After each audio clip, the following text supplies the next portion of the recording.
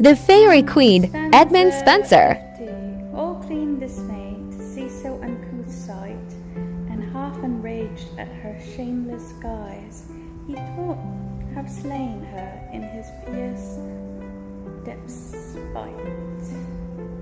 But hasty heat tempering, with sufferance wise, he stayed his hand, and gan himself advise, to prove his sense, and tempt her feigned truth, wringing her hands in women's piteous wise.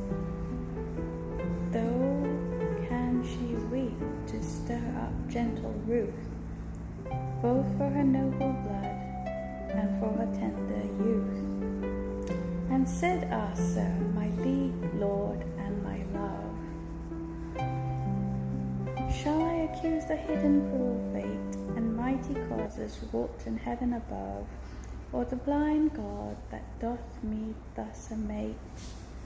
For hope, love, to win me certain hate, yet thus perforce he bids me do or die.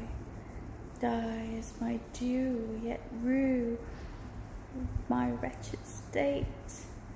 You, whom my hard avenging destiny hath made judge of my life, or death indifferently, your own dear sake forced me at first to leave my father's kingdom. There she stopped with tears, her swollen heart her speech seemed to bereave, and then again begun my weaker years, captive to the fortune and frail worldly fears. Fly to your faith for succour and sure aid, let me not die in languor and long tears. Why, dame, quoth he, what hath ye thus dismayed? What frayers ye that were wont to comfort me afraid? Love of yourself, she said, and dear constraint, lets me not sleep, but waste the weary night, and secret anguish and unpitied plaint, whilst you in callous sleep are drowned quite.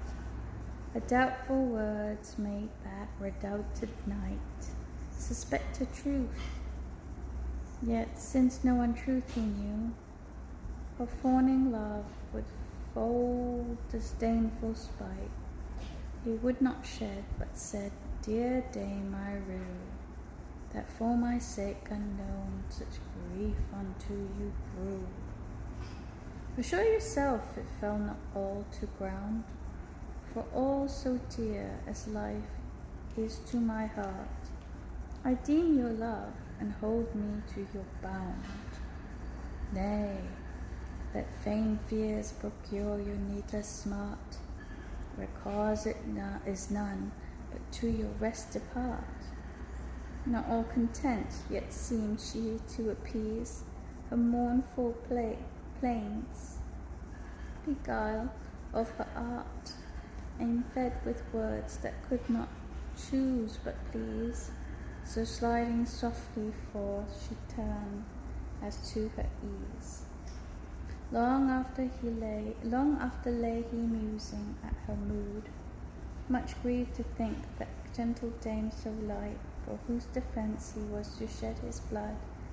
At last, dull weariness of former fight, having rocked asleep his irksome sprite, that troublous dream gan freshly toss his brain, with beaux and beds and ladies' dear delight.